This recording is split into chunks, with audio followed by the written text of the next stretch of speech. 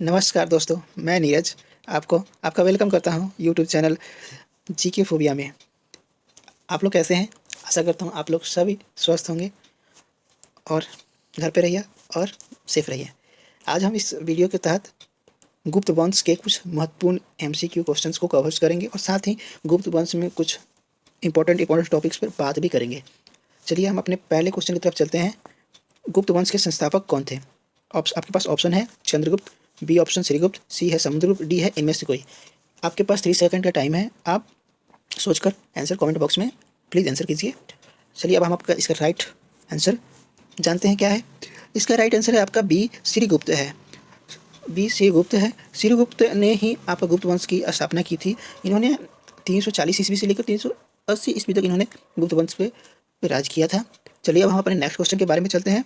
गुप्त वंश के किस शासक ने सर्वप्रथम महाधिराज की उपाधि ली थी? ऑप्शन है आपके पास ए में श्रीगुप्त, बी है चंद्रगुप्त, सी है ब्रह्मगुप्त, डी है स्कंदगुप्त। देखते हैं किसका राइट आंसर आता है।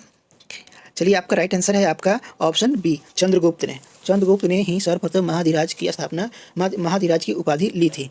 चंद्रगुप्त थे वह श्रीगुप्त के बाद श्रीगुप्त के उत्तराधिकारी थे। इन्होंने ही चंद्रगुप्त ने ही महाधिराज की उपाधि ली थी। चलिए हम अपने नेक्स्ट क्वेश्चन की तरफ चलते हैं। गुप्त किसके सामंत थे? गुप्त जो थे वह आपके ऑप्शन में है ए मौर्यों के, बी कुषाणों के, सी सातवाहनों के, डी इनमें से कोई नहीं। आपका राइट आंसर ये होगा कुषाणों के। जो गुप्त जो थे वह कुषाणों के सामंत थे। ठीक है आपका। अब चलते हैं नेक्स्ट क्वेश्चन के बारे में। गुप्त शासक की दरबारी भाषा क्या थी? तो आपका ऑप्शन है ए है पाली, बी है प्राकृत, सी है हिंदी, डी है संस्कृत। चलिए ये तो आपका बिल्कुल आसान सवाल है। देखते हैं फटाफट कौन आंसर देता है इस सवाल का। चलिए आपका राइट आंसर मिला है हमें। जो गुप्त शासकों की सरकारी दरबारी भाषा थी वो थी संस्कृत। संस्कृत कौन सी थी? संस्कृत थी। अब थोड़ा पाली भाषा में पता करते हैं कि पाली भाषा क्या थी।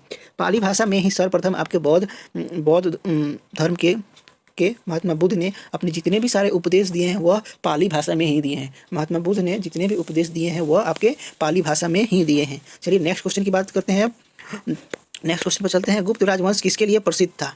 कला एवं स्थापत्य के लिए, साम्राज्यवाद के लिए, राजस्व एवं भूमिकर के लिए, इनमें से कोई नहीं। जो आपका गुप्त वंश था वह कला और स्थापत्य के लिए प्रसिद्ध था। अजंता कलाकृतियाँ किसके संबंधित हैं? अजंता की जो कलाकृतियाँ हैं वो किससे संबंधित है? आपके पास ऑप्शन ए है हड़प्पा काल से, बी मौर्य काल से, सी मुगल काल से, डी गुप्त काल से। जो आपकी अजंता की कलाकृतियाँ हैं वो आपके डी गुप्त काल से संबंधित हैं। गुप्त काल से संबंधित है। इस अजंता की गुफा में आपको अजंता की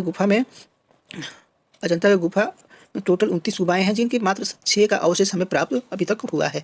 नेक्स्ट क्वेश्चन की तरफ चलते हैं। चांदी का सिक्का जारी करने वाला पहला गुप्त शासक कौन था? चांदी का जो सिक्का था सर्वप्रथम जारी करने वाला पहला गुप्त शासक कौन था? आपके पास ऑप्शन है चंद्रगुप्त 2, बी समुद्रगुप्त, सी स्कंदगुप्त, डी कुमारगुप्त। आपका राइट आंसर है चंद्रगुप्त द्वितीय ने ही सर्वप्रथम चांदी के सिक्के जारी किए थे। इन्होंने शकों से अपने राज्य को बचाया था। उसके उपलक्ष्य में इन्होंने चांदी के सिक्के जारी किए थे। चंद्रगुप्त द्वितीय के काल में ही आपका फाहियान जो था वो भारत आया हुआ था। नेक्स्ट क्वेश्चन है आपका, किस गुप्त शासक को कविराज कहा गया है? आपके पास ऑप्शन है ए है चंद्रगुप्त, बी है समुद्रगुप्त, सी है कुमारगुप्त, डी है भानुगुप्त। जो आपका राइट आंसर है समुद्रगुप्त। आपका जो राइट आंसर है वह समुद्रगुप्त को ही गुप्त वंश का कविराज कहा गया है। नेक्स्ट क्वेश्चन की तरफ चलते हैं हम। नालंदा विश्वविद्यालय के संस्थापक कौन थे? नालंदा विश्वविद्यालय के संस्थापक कौन थे? आपके पास ऑप्शन है कुमारगुप्त, बी धर्मपाल, सी कनिष्क, डी अशोक। आपका जो राइट ऑप्शन है वो है कुमारगुप्त है। कुमारगुप्त ने ही नालंदा विश्वविद्यालय की स्थापना की थी। कनिष्क ने सर्वप्रथम रेशम मार्ग की स्थापना की थी। जो कनिष्क था सर्वप्रथम रेशम मार्ग की प्रारंभ कनिष्क ने ही किया था। जो और जो धर्मपाल था आपका वह था पौल देश का राजा था। धर्मपाल जो था वो पौल देश का राजा था। चलिए नेक्स्ट क्वेश्चन की बात करते हैं हम। प्राचीन भारत का नेपोलियन किसे कहा जाता है? प्राचीन भारत का नेपोलियन किसे कहा जाता है? आपके पास ऑप्शन ए है पुष्यमित्र, बी है कनिष्क, सी है समुद्रगुप्त, डी है चंद्रगुप्त मौर्य। चंद्रगुप्त मौर्य, डी ऑप्शन जो है आपका चंद्रगुप्त मौर्य। अब जानते हैं हम कि इसका राइट आंसर क्या है। भारत का जो नेपोलियन कहा जाता है वो समुद्रगुप्त को कहा जाता है। क्यों कहा जाता है? क्योंकि इन्होंने आर्यवर्त के 6 प्रांतों को और दक्षिण भारत के 12 प्रांतों को पर विजयी प्राप्त की थी। इसके उपलक्ष्य में इन्हें भारत का नेपोलियन कहा जाता है। नेक्स्ट क्वेश्चन की बात करते हैं। गुप्त वंश का वह राजा कौन था जिसने हुनों को भारत पर आक्रमण करने से रोका था? आपका पास ऑप्शन ए है कुमारगुप्त, बी है समुद्रगुप्त, सी है स्कंदगुप्त, डी है चंद्रगुप्त। गुप्त वंश का वह राजा कौन था जिसने हुनों को भारत से आक्रमण करने से रोका था? वह राजा है आपका स्कंदगुप्त है। कौन है वो राजा? आपका स्कंदगुप्त ने ही हुनों से को भारत पर आक्रमण से रोका था। नेक्स्ट क्वेश्चन बात करते हैं, फाहियान किसके शासनकाल में भारत में आया था? चंद्रगुप्त वन, अशोक, हर्षवर्धन, चंद्रगुप्त द्वितीय। अभी हम नेक्स्ट पहले इसके बारे में हम थोड़ा सा जाने हुए थे कि फाहियान किसके शासनकाल में भारत में आया था। फाहियान जो था चंद्रगुप्त द्वितीय के शासनकाल में भारत आया हुआ था। अमरकोश के लेखक अमर सिंह किसके दरबार में रहते थे? अमरकोश के जो लेखक थे वो हमारे आपके पास ऑप्शन है ए समुद्रगुप्त, बी चंद्रगुप्त वन, सी स्कंदगुप्त, डी है चंद्रगुप्त द्वितीय। आपका राइट आंसर जो है वो चंद्रगुप्त द्वितीय है। चंद्रगुप्त द्वितीय के काल में ही जो थे हमारे फाहियान भी भारत आए हुए थे। अमर सिंह भी चंद्रगुप्त दो के काल में ही लेखक थे, दरबारी थे। और चंद्रगुप्त द्वितीय के काल में ही 9 रत्नों से सजी हुई उनकी मंडली हुआ करती थी। आप लोग ये भी याद रखिएगा कि चंद्रगुप्त द्वितीय के काल में ही 9 रत्नों की मंडली हुआ करती थी। नेक्स्ट क्वेश्चन की बात करते हैं, सारनाथ के धर्मपुर स्तूप धमेक स्तूप का निर्माण किस काल में हुआ था? मौर्य काल, कुषाण काल, शुंग काल और गुप्त काल। इसका जो आपका राइट आंसर होगा वह है डी, गुप्त काल में ही सारनाथ के धमेक स्तूप का निर्माण हुआ था। नेक्स्ट क्वेश्चन की बात करते हैं हम, तो निम्नलिखित में से किस काल में स्त्रियों को पुरुषों से बराबरी थी? निम्नलिखित में से किस काल में स्त्रियों की पुरुषों से बराबरी थी? आपके पास ऑप्शन ए है गुप्त काल में, बी है मौर्य काल, सी है चोल काल, डी है इनमें से कोई भी नहीं। जो स्त्रियों की पुरुषों से बराबरी थी वह थी आपके गुप्त काल में, तो आपका राइट आंसर ए हो जाएगा।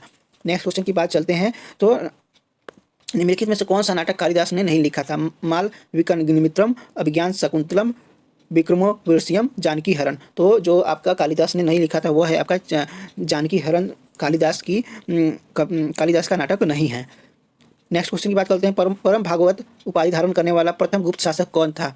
परम भागवत उपाधि धारण करने वाला प्रथम गुप्त शासक ऑप्शन में ए है चंद्रगुप्त वन, बी है समुद्रगुप्त, सी है चंद्रगुप्त, डी है रामगुप्त। तो आपका जो राइट आंसर हो जाएगा वो है समुद्रगुप्त ने ही परम भागवत की उपाधि धारण की थी। डी आपका। नेक्स्ट क्वेश्चन चलते हैं, गुप्त राजा की जिसने विक्रमादित्य की पदवी ग्रहण की थी।